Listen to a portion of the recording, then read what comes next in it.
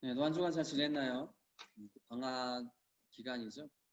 방학 동안에 너무 놀지 말고 할 것들을 해 나가면서, 그리고 이렇게 일주일에 한 번씩 토요일 날 영상 올리고 있잖아요. 중국 영상으로, 물론 우리 보면 이제 게으르지만 귀찮지만 또 클릭해서 함께, 길진 않아요. 20분에서 25분 정도 되니까 같이 또 영상 예배 드렸으면 좋겠어요. 오늘 또 함께 찬양 드렸으면 좋겠는데, 우리 지난번에 했었던 찬양, 예술 담기를 찬양 같이 고백하겠습니다.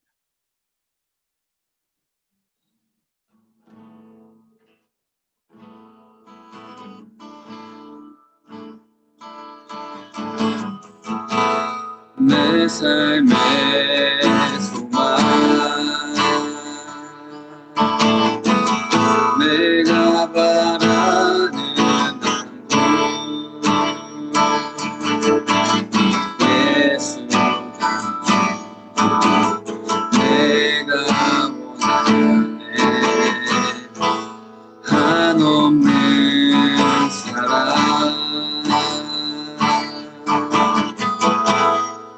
풍성한 궁극, 예수 내가 원하네 예수 담기를, 예수 보기를, 예수만 높이 내가 원하네 내 평생 소원, 예수 담기를, 예수만 담기를 내가 원하네. 온유하시고 온유하시고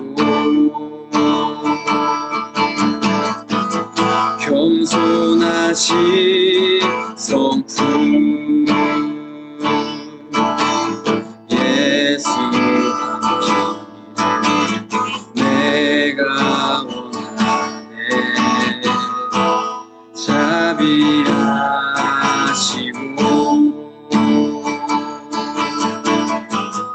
위로자 되신 주, 예수 담기를 내가 원하네 예수 담기를, 예수 보기를, 예수만 높이 내가 원하네 내 평생 소원, 예수 담기를, 예수만 담기를 내가 원하네. 다시 한번 내 삶의 소망, 내 삶의 소망, 내가 바라는 한국, 예수 내가 원하네 한없는 사랑,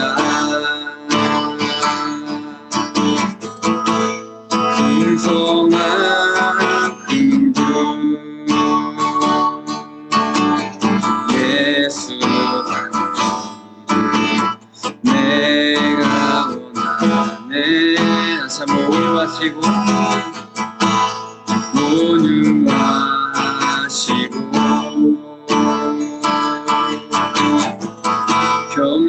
겸손하신 성품,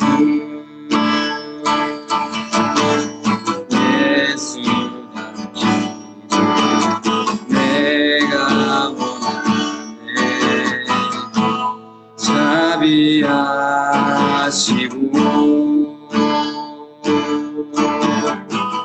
위로자 되신 주,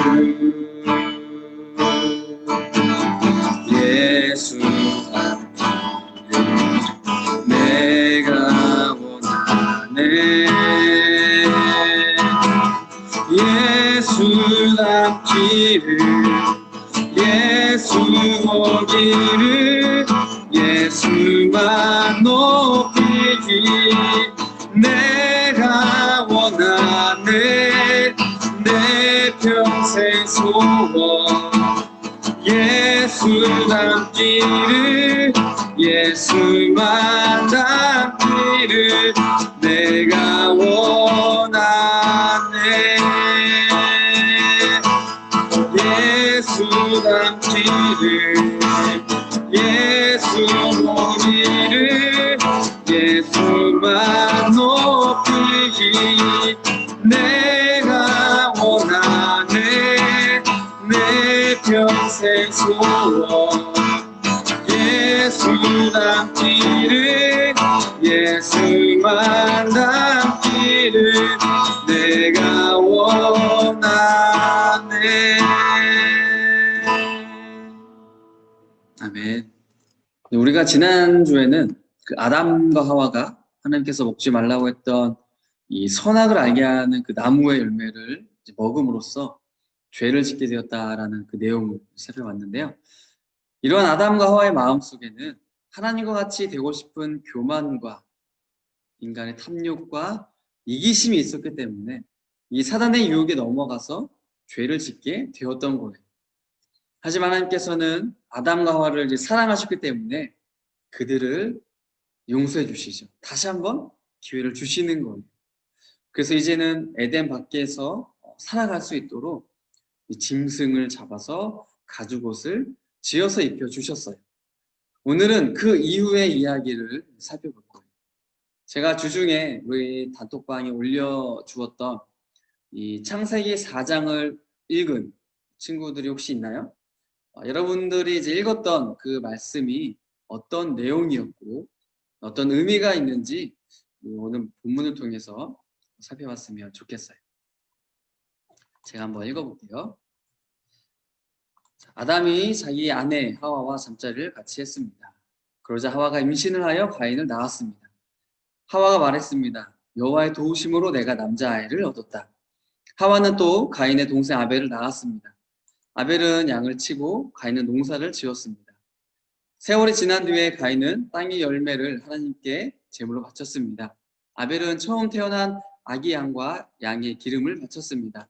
여호와께서는 아벨과 그의 제물은 받으셨으나 가인과 그의 제물은 받지 않으셨습니다. 가인은 매우 화가 나서 안색이 변했습니다. 여호와께서 가인에게 물으셨습니다. 내가 왜 화를 내느냐? 왜 안색이 변하느냐?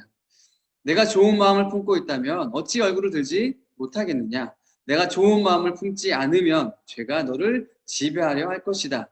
너는 죄를 다스리고 싶어 하지만 죄는 너를 다스리고 싶어 하지만 너는 죄를 다스려야 한다.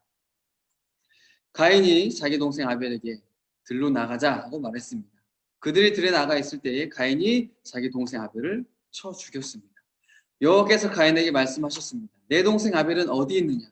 가인이 대답했습니다. 저는 모릅니다. 제가 동생을 지키는 사람입니까? 여호와께서 말씀하셨습니다. 내가 무슨 일을 했느냐? 내 동생 아벨의 핏소리가 땅에서 나에게 호소하고 있다. 땅이 그 입을 벌려 내가 피 흘리게 한 내 동생의 피를 내 손에서 받아 마셨다. 그러므로 너는 이제 땅에서 저주를 받을 것이다. 내가 땅을 갈아 농사를 지어도 더 이상 땅은 너를 위해 열매를 맺지 않을 것이다. 너는 땅에서 떠들 것이다. 자, 아담과 하와가 이제 에덴 동산 밖에서 살 수 있도록 하나님께서 은혜를 베풀어 주셨잖아요. 그리고 하나님께서 이제 4장 1절에서 보듯이 아담과 하와에게 새 생명이라는 귀한 선물도 주셨어요. 자, 이 선물을 받은 아담과 하와는 그 이름을 뭐라고 지었냐면 이제 가인이라고 지어요. 그런 후에 이렇게 고백을 하죠. 내가 여호와의 도우심으로 남자아이를 얻었습니다. 자, 이러한 고백은 자신들에게 베풀어 주셨던 그 하나님의 사랑과 돌보심을 기억하면서 하나님께 감사와 기쁨의 고백을 한 거죠. 그래도 이러한 모습을 보면 다행이라는 생각이 들어요. 왜냐하면 비록 하나님과 같이 되려는 교만과 탐욕과 이기심으로 말미암아 죄를 지었지만 하나님께서 자신들에게 베풀어 주신 그 사랑과 은혜를 깨닫고 나서 다시 하나님을 기억하고 또 하나님께 감사하면서 살아갈 수 있었기 때문이죠. 이런 모습을 보면 그래도 아담과 하와가 하나님을 완전히 떠난 것이 아니라 그래도 하나님을 믿고 살아가는 또 그런 사람의 모습이 또 갖추어졌구나라는 것을 우리가 알 수가 있는 거죠. 그리고 여기서 우리의 또 삶을 한번 되돌아볼 수 있을 것 같아요. 아담과 하와에게 베풀어 주셨던 그 하나님의 사랑, 이것은 지금 저와 여러분들에게도 끊임없이 이러한 하나님의 사랑과 은혜가 계속해서 부어지고 있다는 사실입니다. 그래서 이러한 것들을 보면 우리가 한번 생각을 해보면 좋을 것 같아요. 내가 지금까지 살아온 그런 시간들을 돌아볼 때에 내가 하나님의 사랑을 경험한 적이 있었는가? 그것이 언제였는가? 를 한번 생각해 보면 좋을 것 같아요. 자, 이어서 2절 말씀 보면 아담과 하와는 이런 가인의 동생인 또 이제 아벨을 낳게 되죠. 그리고 그들의 직업을 성경에서 뭐라고 이렇게 보여주고 있냐면 동생인 아벨은 양을 치는 사람이었고요. 형인 가인은 이제 농사를 하는 사람이었어요. 그리고 3절에 보면 이제 세월이 이제 어느 정도 흘려서 가인과 아벨도 이제 성장을 하게 되죠. 그리고 이제 하나님께 제사를 드려요. 그런데 성경 보면 아담과 하와가 하나님께 제사를 드렸다라는 그런 내용은 언급이 되어 있지는 않고 있어요. 하지만 우리가 이제 가인과 아벨이 하나님께 제사를 드렸다라는 것을 보면서 아마도 이 가인과 아벨이 이러한 제사 드리는 것을 누구한테 배웠겠어요? 그의 부모였던 아담과 하와한테서 보고 배운 거죠. 아담과 하와가 하나님께 제사 드리는 것을 옆에서 보고 배우면서 자신 역시도 이제 어느 정도 성장해 나갔을 때 하나님 앞에 제사를 드리고, 그래서 가인은 자신이 농사를 한 것을 가지고 하나님께 드렸고요. 아벨은 4절에 보면 자신이 키우던 그런 양의 첫 새끼와 그 기름으로 하나님께 드렸어요. 그런데 하나님께서는 아벨과 그의 제물을 받아주셨는데 가인과 그의 제물은 받아주지 않으셨어요. 그래서 가인은 자신의 제사를 받지 않았던 이 하나님에 대해서 몹시 이제 분노를 하는 거죠. 그리고 그 안색이 변했어요. 좋지가 않은 거죠. 지금 내가 화가 났습니다라고 이제 하나님께 자신의 감정을 표현한 거예요. 자, 그렇다면 하나님께서는 아벨의 제사만 받으시고 가인의 제사는 받지 않은 그 이유가 무엇일까요? 먼저 하나님께서는 이 아벨의 제사는 받으시고 가인의 제사는 받지 않은 이유에 대해서 이렇게 이야기한 학자들이 있어요. 가인의 제사에는 피 흘림이 없었기 때문이다. 이런 주장을 하는 거죠. 그 근거로 무엇을 듣냐면 레위기 이제 17장 11절에 보면 몸의 생명은 피에 있기 때문이다. 또 나는 제단 위에서 너희의 죄를 씻는 데 쓰라고 피를 주었다. 피가 곧 생명이 있기 때문에 피로 죄를 씻을 수 있는 것이다.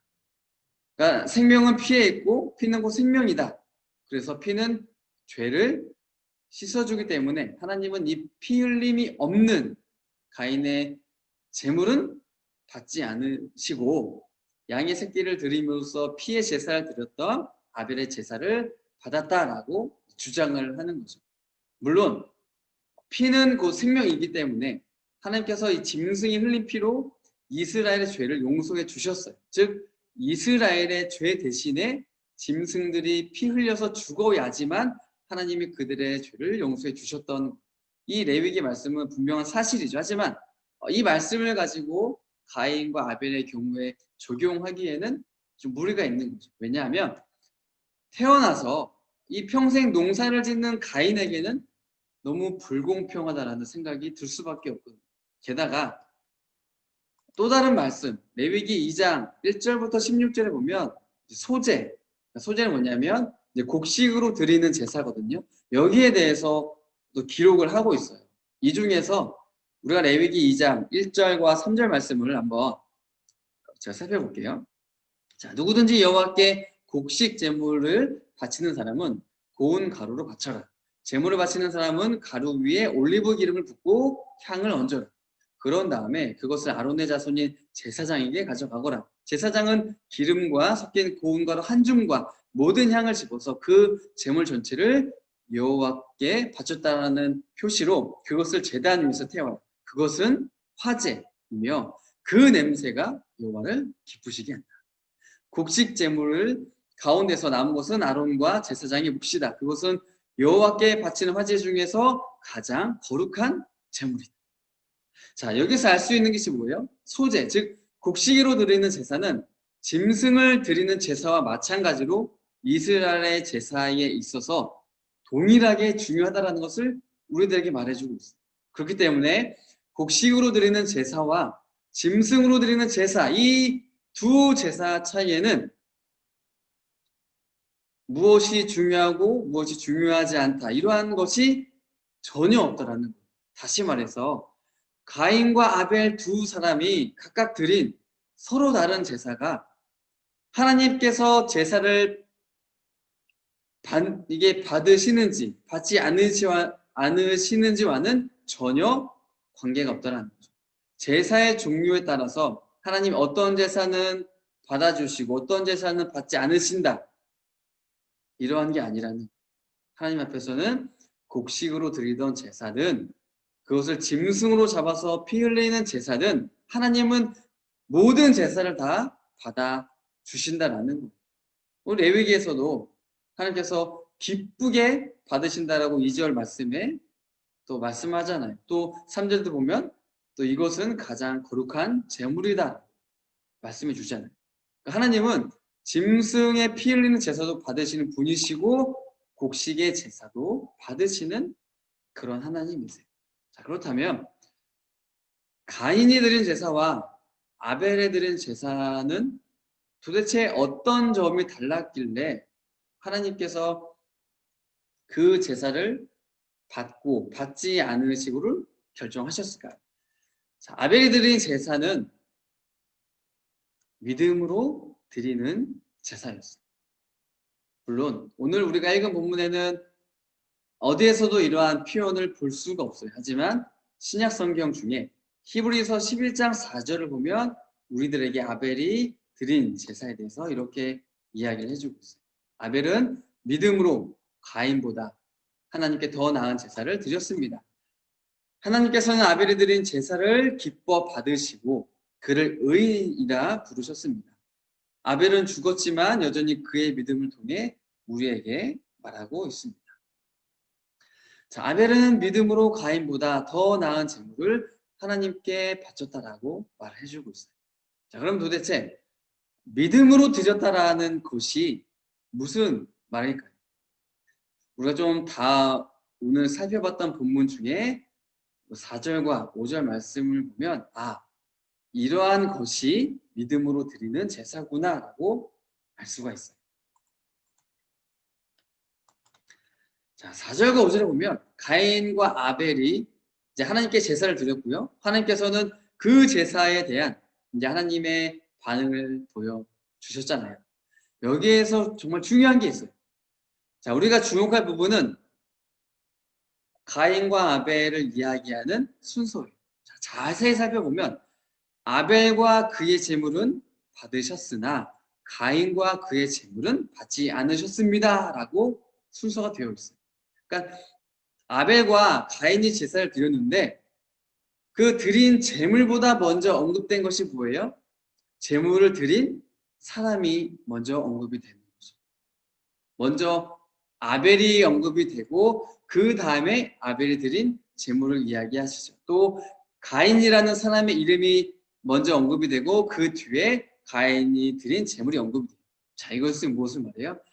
하나님께서 먼저 받으시는 것은 그 사람이 드리는 제물이 아니라 그 사람이 드리는 제물 먼저 하나님이 받으신 건 뭐예요? 그 제물을 드린 그 사람을 먼저 하나님이 받아주시는, 그리고 나서 그 사람이 드린 제물을 나중에 받아주시는 거죠.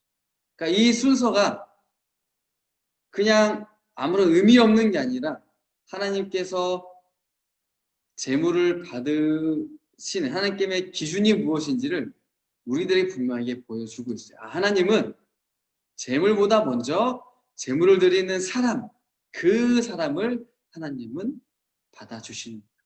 다시 말해서 하나님께서는 어떤 사람이 하나님께 무엇을 드리느냐를 보시는 것이 아니라 재물을 드리는 그 사람이 어떠한 사람인가, 이것을 보신다는 거예요. 여기서 우리가 또 알 수 있는 게 있어요.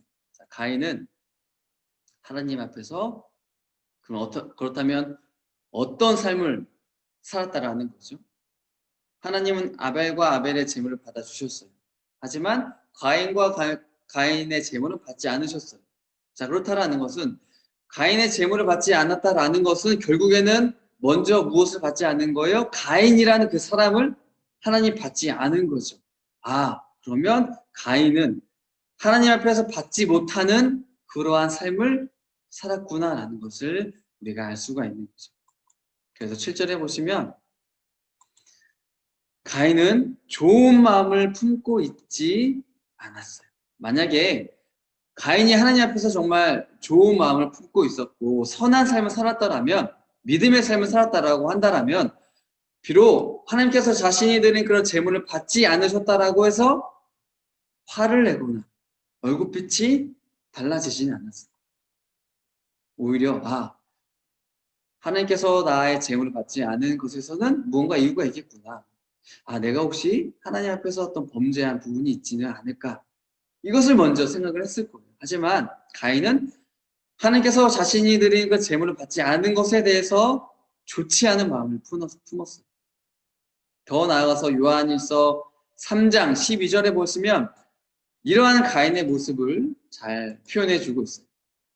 악한 자에게 속했던 가인과 같이 되지 마십시오. 가인은 자기 동생을 죽였습니다. 자기 동생을 죽인 이유는 자기는 악한 일을 했고 동생은 선한 일을 했기 때문입니다. 자, 여기서도 분명 이야기를 해주고 있죠. 가인은 악한 일을 하면서 살아왔고 아벨은 선한 일을 하면서 살아온 사람이다. 자, 그렇기 때문에 하나님께서 이 가인의 제물을 받지 않았었던 것은 가인의 삶이 하나님 보시기에 악한 삶이었다라는 거죠. 그러면 가인 입장에서는 하나님이 나의 제물을 받지 않는 것에 대해서 분노를 할 것이 아니라 나를 먼저 돌아봤어야 하는 게 맞는 거죠. 이게 당연한 반응이에요. 하지만 가인은 자신의 삶을 돌아보지 않았어요. 오히려 아벨한테, 오히려 먼저 하나님 앞에 화를 내고 그 다음에는 자기의 그 분노를 누구한테 풀어요? 아벨한테 푸는 거예요. 이것으로 한 가지 생각해 볼 게 있죠. 나의 삶을 돌아볼 때에 지금까지의 나의 삶은 하나님 앞에서 선한 삶을 살고 있는가? 아니면 악한 삶을 살고 있는가? 이런 것들을 생각을 통해서 가인과 아벨의 삶에 우리의 삶을 이렇게 대입해 보면 좋을 것 같아요. 이후에 가인은 결국에는 자기의 그런 분노를 아벨한테 풀어서 아벨을 돌로 쳐 죽이게 되죠. 그리고 하나님께서 가인에게 말씀을 해주세요. 내 동생 아벨이 어디 있느냐? 여러분, 이 말씀 혹시 들어본 적이 없으세요? 내 동생 아벨이 어디 있느냐? 자, 창세기 이제 3장 9절에 보면 이제 아담이 범죄한 후에 하나님께서 아담을 부르시죠. 내가 어디 있느냐? 하나님께서는 전지전능 하시다고 표현을 하잖아요. 그러니까 모든 것을 다 알고 계시는 분이세요. 근데 그럼에도 불구하고 굳이 아담에게 또 그리고 오늘 가인에게 어디 있느냐라고 왜 부르셨어요? 이것은 그들에게 다시 한번 기회를 주는 거죠. 네가 어디 있느냐? 네가 내 앞에서 이러한 죄를 지은 것 안다. 하지만 피하지 마라. 숨지 말라. 다시 한번 내 앞에 나와서 회개해라. 그러면 용서해 줄게. 다시 한번 나의 자녀로 살아갈 수 있도록 내 기회를 줄게. 너와의 관계가 끊어진 거 나 원치 않아. 너의 관계를 다시 계속해서 이어가고 싶어. 이것이 하나님의 마음이거든요. 7절 하반절에도 분명히 나오죠. 죄는 너를 다스리고 싶어 하지만 너는 죄를 다스려야 한다. 지금 여기서 네가 도망가면 너는 더 이상 기회가 없을 거야. 다시 나와서 죄를 다스려. 내가 용서해 줄게. 죄를 이길 수 있는 힘을 줄게. 이게 하나님의 마음이고. 하지만 하나님께서 이 회개할 기회를 주셨음에도 불구하고 가인은 자기의 죄를 다스리지 못했어요. 결국에는 아벨을 죽이게 되었던 거죠. 그 결과 이후의 말씀들을 보면 가인은 이제 하나님으로부터 자신이 저지른 죄에 대한 그런 심판을 받게 돼요. 땅으로부터 저주를 받으면서 그 사는 날 동안에 방황하면서 고통당하는 그런 삶을 살게 되었던 거죠. 자, 여기까지 보면 지금 아담과 하와 입장에서 보면 가인과 아벨 두 아들이 있었어요. 근데 아벨은 가인 때문에 죽었어요. 또 가인은 하나님의 저주를 받아서 유리하는 그런 삶을 살게 되죠. 자, 아담과 하와 입장에서는 얼마나 좌절하고 절망감을 느낄 수 있겠어요. 그렇죠? 하지만 여기서 하나님께서 아담과 하와를 그냥 내버려 두지 않으시죠. 아담과 하와를 생각하시기 때문에 이들에게 새로운 생명을 주시는 거예요.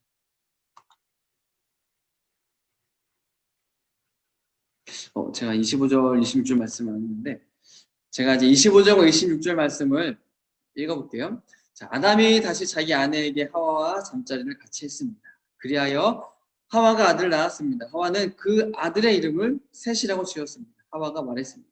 가인이 아벨을 죽였으므로 하나님께서 아벨 대신에 다른 아기를 주셨다. 셋도 역시 아들을 낳고 아들의 이름을 에노스라고 지었습니다. 그때부터 사람들은 여호와 이름을 부르며 예배를 드리기 시작했습니다. 자, 지금 상황을 보면 아까도 이야기했듯이 굉장히 암울하죠. 믿음의 사람인 아벨이 죽었어요. 그리고 가인은 악한 자가 되어서 평생을 이제 살아가게 되는 거죠. 아담과 하와에게는 너무나 슬픈 상황이고 어떻게 보면 이제 희망이 없는 그런 상태로 볼 수가 있어요. 하지만 하나님께서는 이 아담과 하와에게 다시 한번 은혜를 베풀어 주세요. 새로운 생명을 주시는 거죠.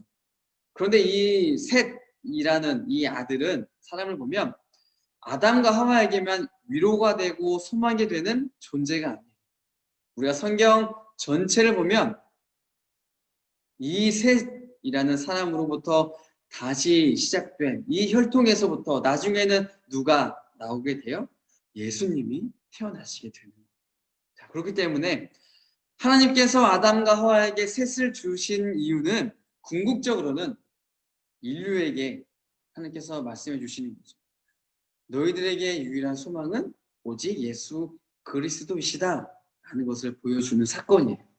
셋이 그 당시 절망과 소망을 잃어버린 그 아담과 하와에게는 정말로 너무나 귀한 값진 선물이고 또 그들에게 소망이 되었듯이 이 예수님 역시도 온 인류에게 가장 귀한 선물이자 유일한 구원자라는 사실을 우리들에게 말씀을 해주고 계십니다. 그래서 오늘 우리가 이 말씀을 통해서 세 가지를 기억했으면 좋겠어요. 첫 번째는 은혜를 베푸시는 하나님. 아담과 하와에게 가인과 아벨을 주시고 또한 셋을 주신 하나님께서는 마찬가지로 저와 여러분들을 여전히 사랑하시고 우리의 그런 어려운 순간에 은혜를 베풀어 주시는 하나님이시다라는 것을 기억하는 거죠. 두 번째는 하나님 앞에서 선한 삶을 살아가자. 하나님이 요구하시는 선한 삶은 어떤 삶이에요? 하나님의 말씀대로 살아가는 삶. 또 우리가 아까 찬양으로 했던 것처럼 예수님을 닮아가는 삶. 그리고 내 이웃을 내 몸과 같이 사랑하는 삶. 이것이 하나님께서 기뻐하시는 삶입니다.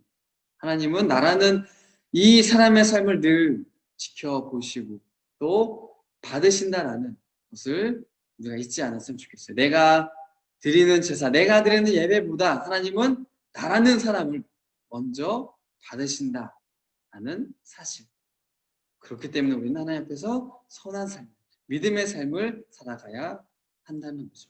마지막 세 번째로 오직 예수님만이 우리의 유일한 소망이시다. 예수님께서 이 땅에 하나님께서 이 땅에 예수님 보내신 이유는 하나죠. 죄 가운데 있는 저와 여러분들을 구원하시기 위해서예요.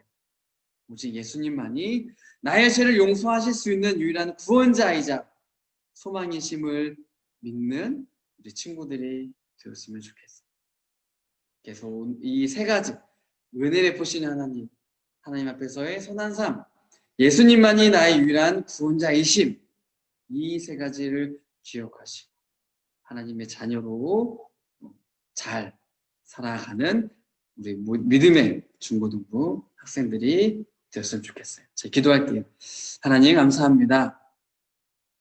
오늘 또 가인과 아벨의 이러한 사건들을 통하여서 다시 한번 우리들의 삶을 돌아볼 수 있도록 해주심을 너무나 감사드립니다. 하나님, 우리의 삶을 돌아보면 여전히 부족하고 여전히 죄 가운데 살아가고 있습니다. 과연 하나님께서 나의 삶을 받아주실까?